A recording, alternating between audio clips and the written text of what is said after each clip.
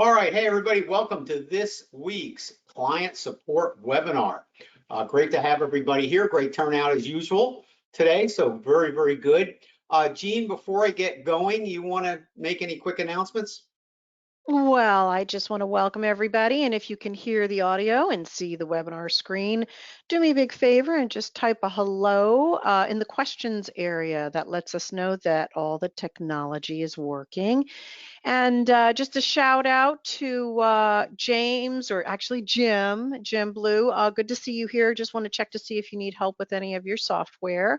And a shout out to Al is in the house, Bennett. How do you like that? And Okay. Alexander, good to see you too. Anyway, welcome to everybody. I see lots of folks here, but just wanted to give little shout outs to you all. And James or Jim, thank you for letting us know that the audio is working. All right, Bennett, back to you. All right, thank you. All right, so I'm going to go just a few admin things I got to go through here before we get started. But go ahead and type in your questions in the questions window, which is all part of this webinar software. So if you have anything you want to discuss or ask me, feel free to communicate with me through there. Otherwise, what I'm going to do is I'm going to cover today. I thought I'd go through the indicators and get through as many as I could. I might not get through them all because we're only here for half an hour. But I'm going to start out with the OWL, then I'm going to go to the PTF, and I'm going to really go through how they work, how to use them, etc.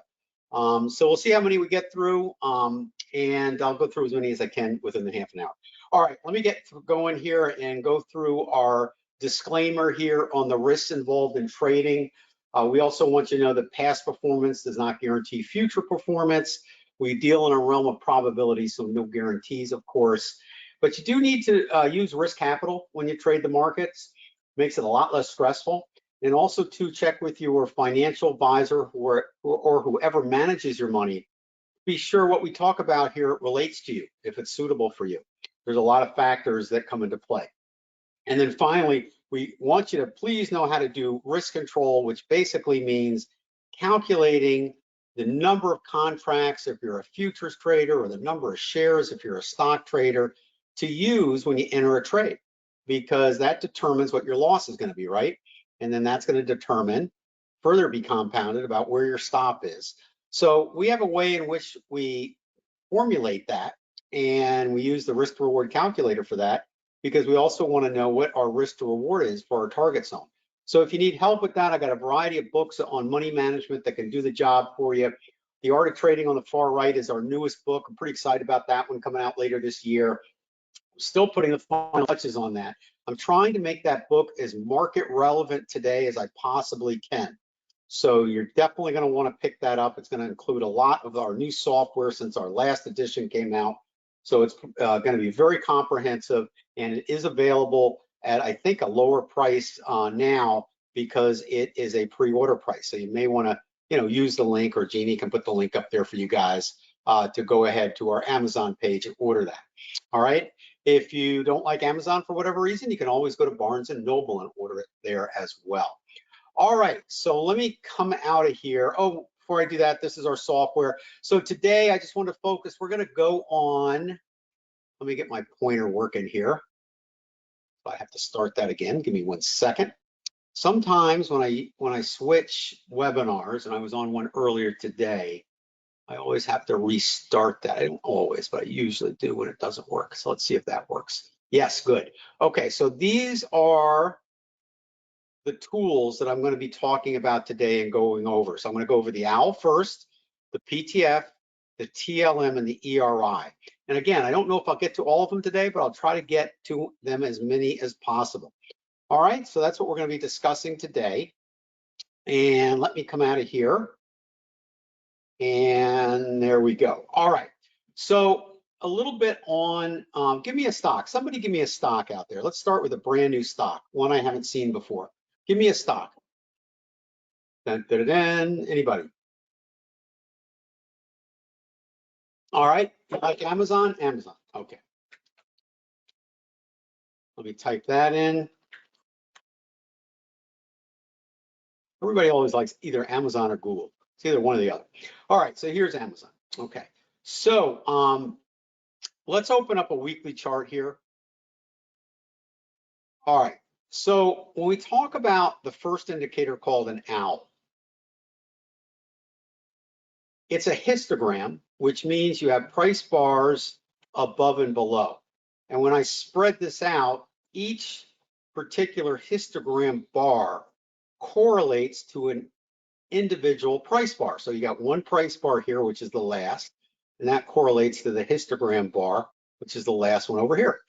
All right, so every price bar creates its own owl histogram bar. And the histogram bar is representing the momentum in the market. So when it's above or green colored, like it is here, then it is bullish. When it is red, it is bearish, and that is the momentum. And what is momentum? Let me ask a question, first of all. You know, people talk about volume, that's kind of easy to comprehend, but what is exactly momentum? Anybody? What's momentum?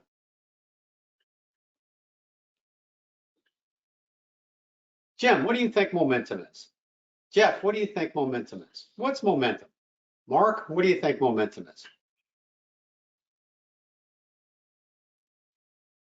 Serena, what do you think? Oh, I have to jump in now. Okay, go ahead. Believe it or not, I think I know the answer. Okay. How fast price moves over time. Oh, you've heard me before. I may have, That yes. you don't count. Yes, it's basically how fast price is moving. It is, does it have anything to do with volume? Let's talk about that. Does it have anything to do with volume? Gene, you want to I chime don't think in? so. I don't think it has anything to do with the volume, but I Right, don't well, know. you're going to have a little bit of volume in order to create price movement, right?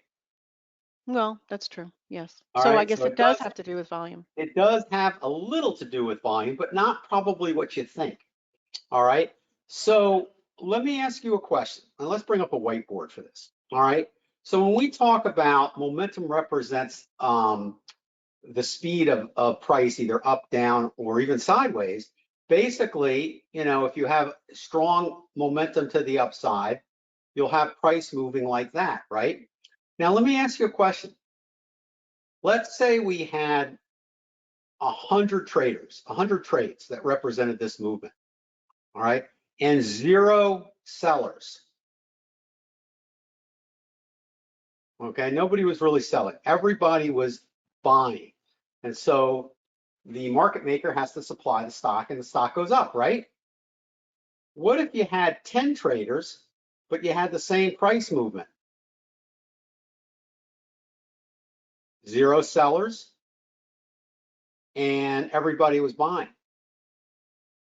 So you see, momentum, while it needs trades to be done, so to speak, you have to have buying or you have to have selling, all right, or the two, all right, it moves based on the fact that regardless really of the amount of volume, it represents buyers and sellers for the most part.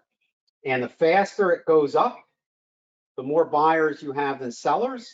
The faster it goes down, the more sellers you have than buyers, okay? All right, so that is what momentum is.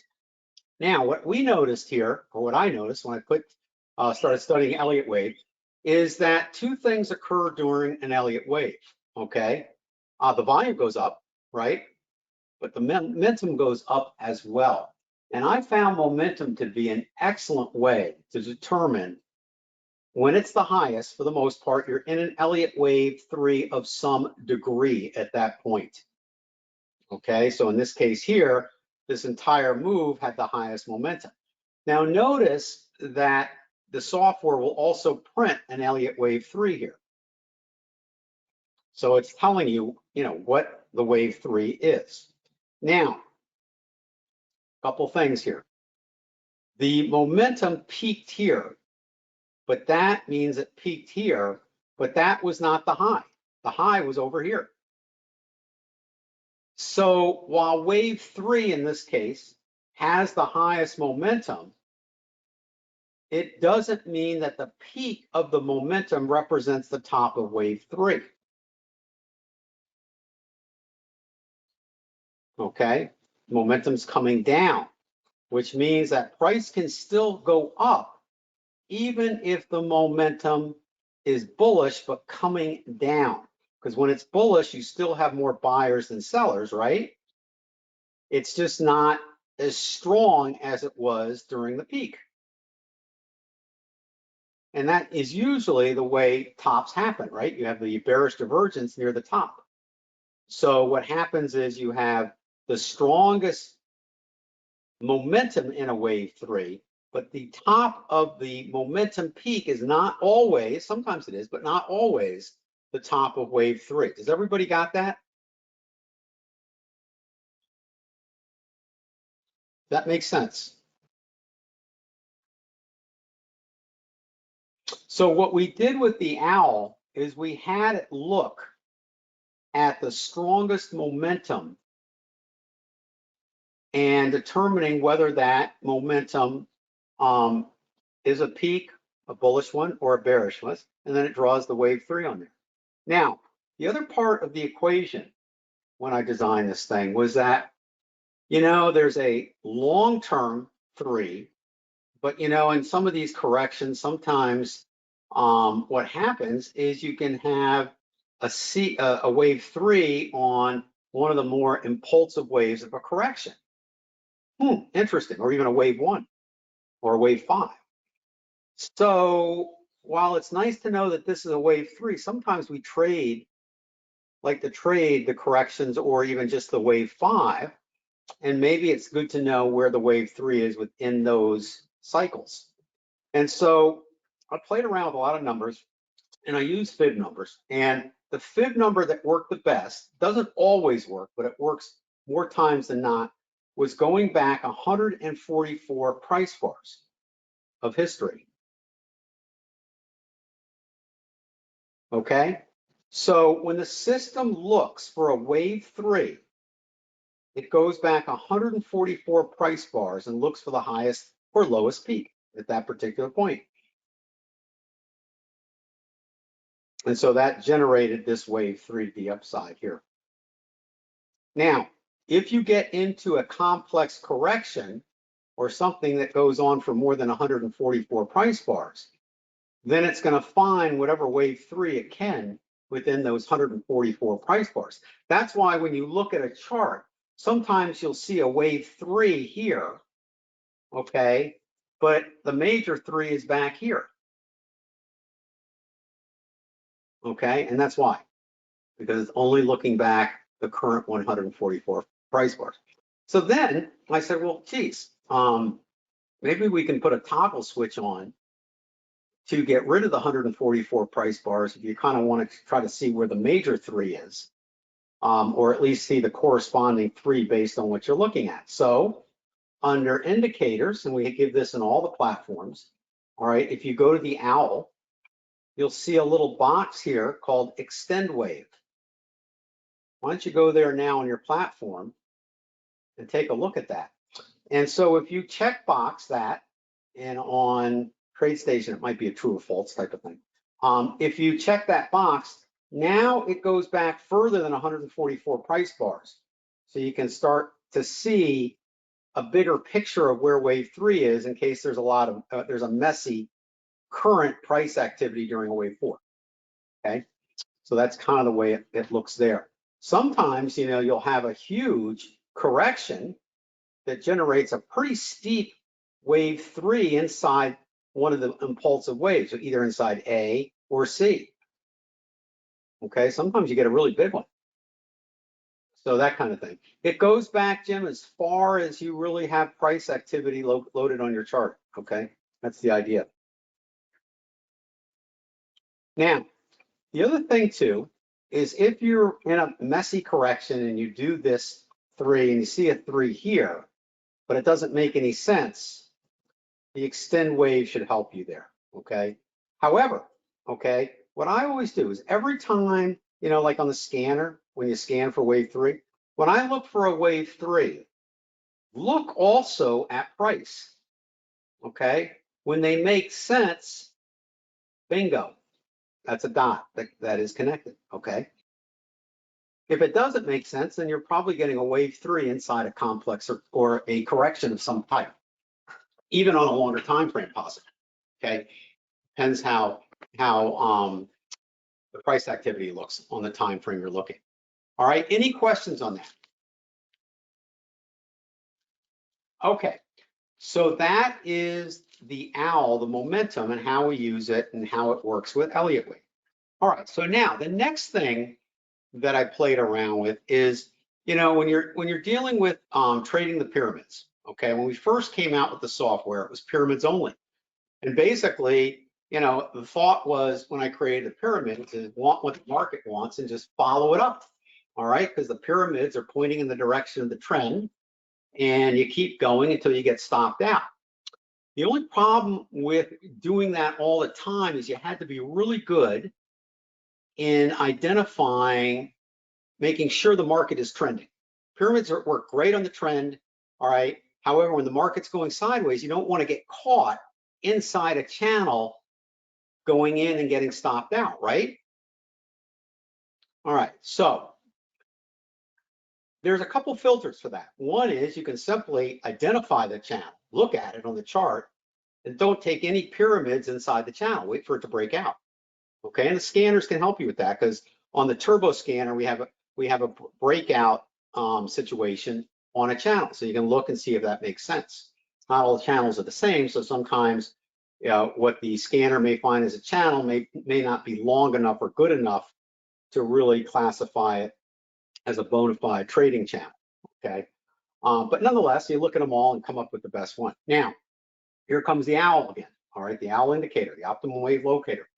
All right, so by only going long when the OWL is green and only going short when the OWL is red, I found that tended to eliminate a lot of that whipsawing that you get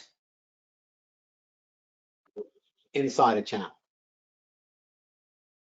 So that was a benefit of adding the indicator to the suite of software studies and using it with the ART system. So basically, I try to only take pyramids when the OWL is green to the long side, and only short pyramids when the OWL is red. Okay.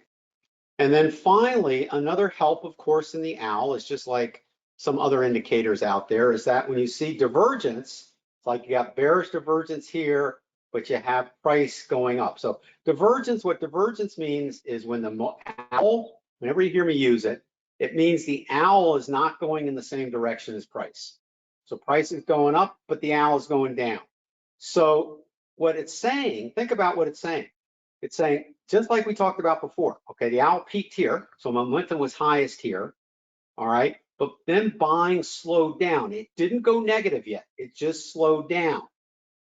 And that means that you don't have as much people buying as you did before, and you don't have as much enthusiasm in the market as you did before. And so that's why the momentum is coming down. There's not as many buyers as before, but there's still enough to keep it going up. But that's a bearish indication that we're getting to the top of a trend. So when you get close to tops, you have that bearish, you usually have that bearish divergence. Now, divergence is not alone a reason to take a trade, but it could be a reason alone to stay out of a trade,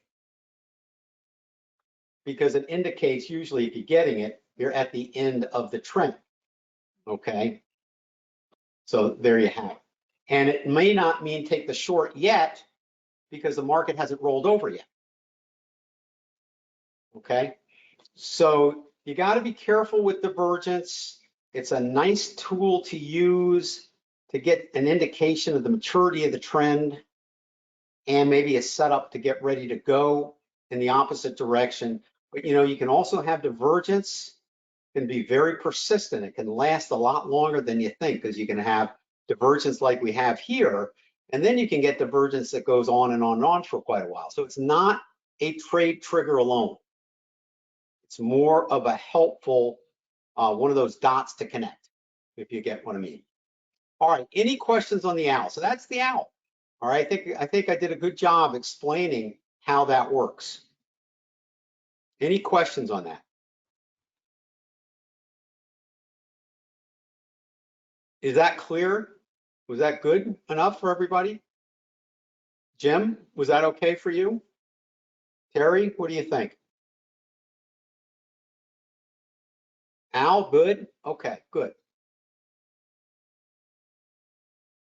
All right, excellent. Because if you have any questions, feel free to ask. All right, so the indicator I usually, now when I set up my indicators, okay, and when Mark, our installer, sets them up, I usually just tell them to set things up like I have, okay? So usually the owl I put on top, and this is just my personal preference. You can put whatever, put whatever sequence of indicators at the bottom you want to see first, second, third, and fourth, okay? Or fifth, 1, 2, 3, 4, 4. Okay, you can put them in any sequence you want. All right, you could put the PTF up here if you wanted it.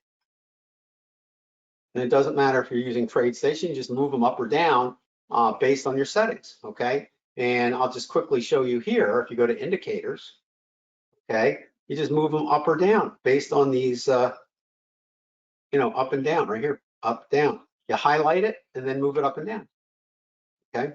And same thing on TradeStation, all right? So there you have it. All right, so the next indicator now is the PTF, which stands for Precision Trend Filter. I know, a lot of acronyms. I was in the Navy and everything was acronyms. I guess I picked something up from there, But in any case, PTF. All right, so the PTF is actually very easy to use, but also at the same time, you have to understand a few things about it, okay? Basically, it is an indicator that can be used in a variety of different ways. It's got 3 major indications, and they're all colors. It's either green like here, it's either red like here, or it's either yellow, okay? Basically, in a nutshell, that's all you need to know, but there's a lot to it, okay? One thing is, I'm often asked, does the oscillating line mean anything? Well, it probably could, but I don't use it that way. The only time the oscillating line means anything is that the oscillating line is responsible for changing the color of the PTFs from green, red, yellow. Okay, green, red, yellow. Okay, so just know that. All right, so when the oscillator line goes above a band that we created, all right, up there, then it will turn it green. When it goes below the band, it will turn it red. Now, when it is green, like it is here, all right, basically, whatever price bar turned it green, meaning that when the oscillator went above the upper band here, which it did on this example here, let's go bring this up and let's say, I think it was right about this price bar here. All right, when it's green, it is telling you that there is a 75% probability that the market is going to head higher. Okay, and it did it on this price bar. But notice when it did it, it still went above the line. And so therefore, it remained green. And then it pulled back, and then eventually it went back above there, and it turned yellow. So what does that tell us? Well, when it first turned green, the move up was so powerful enough that it created a situation where 75% of the time when we see that happening, using the specific settings of the indicator, the market will eventually return and take out that high. And when it does take out the high, like it did, I guess, excuse me, over here, it's going to look at the reading again. And if the reading remains high enough, it's going to keep it green, like it did over here. If it's not, then it's going to turn yellow and go neutral. But it worked because it told you it was going to go higher, and it did, but it wasn't powerful enough the second time or third time it did it in order to keep it green. So it turns yellow, which means, again, it's losing some of its steam. Likewise, same thing when it's red. Any questions on that?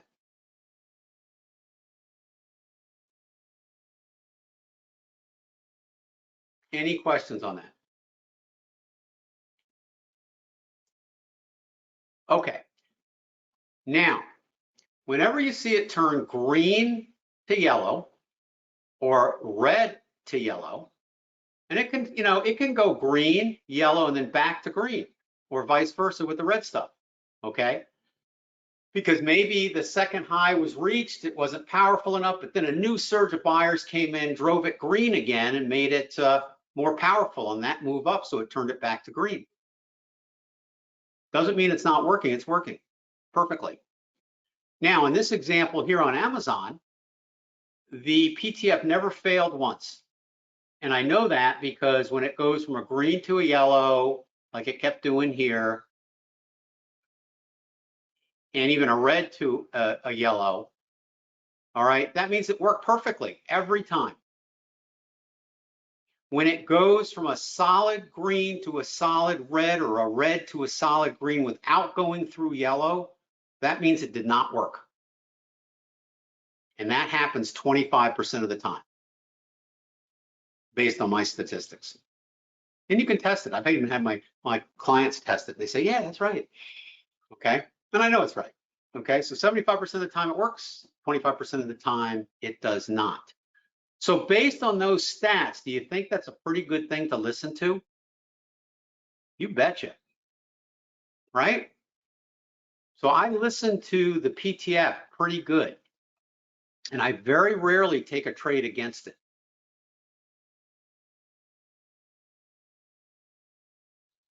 The only time I'll do it maybe is if a wave 3 top created a green, like up here, let's just say this was green, okay, and the market sold off and it looked like it was going into a wave 4, that baby's going to stay green and be right when wave 5 comes, right?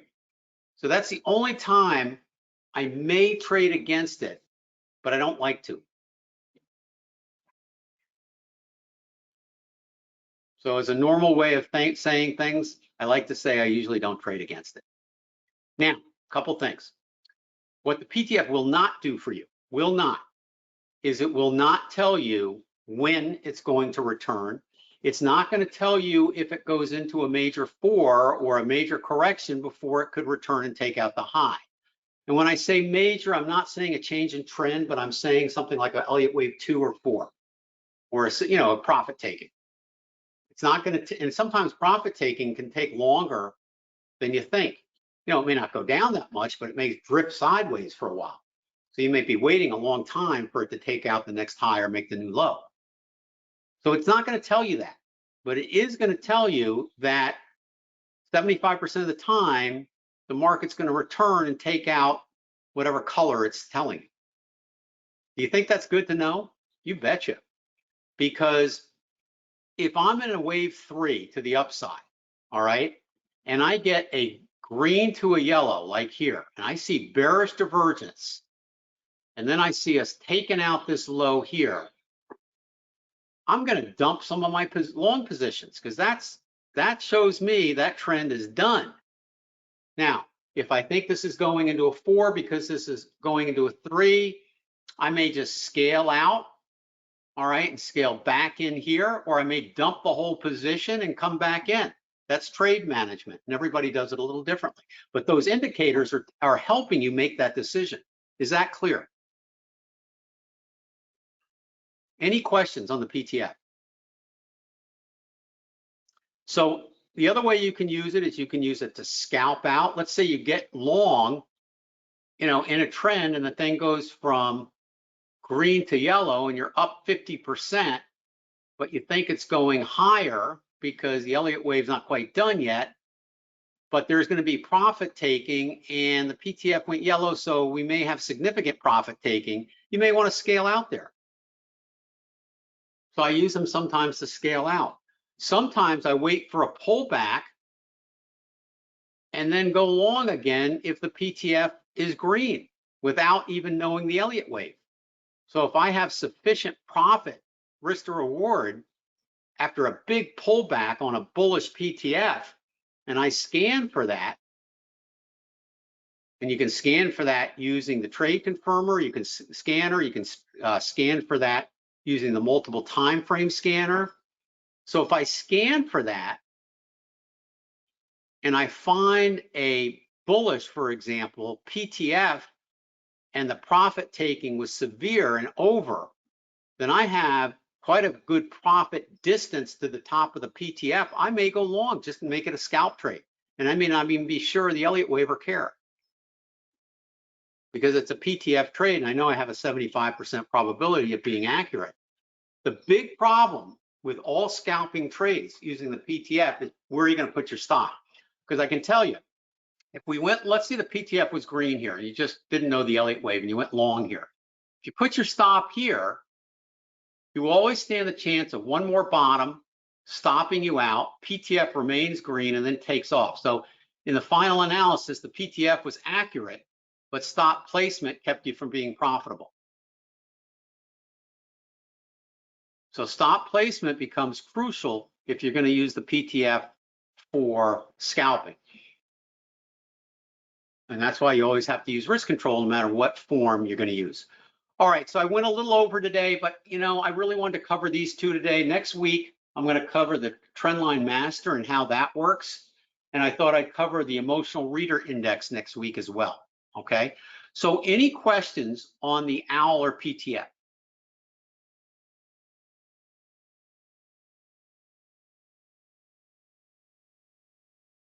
Al saying Ninja has been updated. I saw that. I'll have to look at that. I've not updated my Ninja yet, so hopefully it'll work okay. You guys can hold off until we test that this week or something. I don't think you'll have a problem. I think some people have updated it and I haven't seen a problem.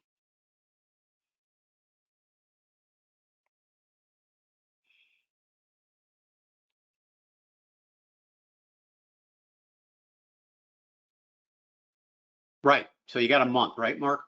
So 6/23. So Ninja's saying you have to upgrade by 6/23. So I will update it and run a test on it. Al said he did update it and there was no problem with our software. Thank you, Al. I don't think there'll be a problem either. I know some other people have updated too, okay? But I guess also it's important to realize you got to update it in a month or I guess it's going to stop working. They kind of change things around a little bit, the login you have to do now when you start the system, the whole 9 yards, okay? Yeah, I'll run a test on it. We'll get it done. All right, anything else? Anybody else? You guys are great. All right, did you like this one today? Was it good? Was it helpful? Hopefully I was clear enough. Because I'll tell you, both those indicators are so great, but you do have to know how to use them.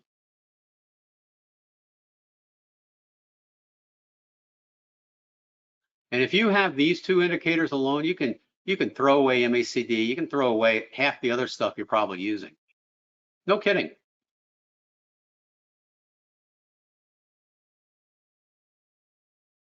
All right, good. All right, so we'll see you back here next week, and you guys have a great rest of the week. And thank you for tuning in. And I will put the recording in our YouTube page in the unlisted area. So don't forget, you have to access that through our Customer Hub portal, okay? Customer Hub portal. Oh, and one other thing, Options Play is no longer doing, I guess, specials. So we removed that from our website. So if you're interested in getting that, I guess you got to just go to them directly, okay? All right, so that's it for today, and have a great one, and thank you very much.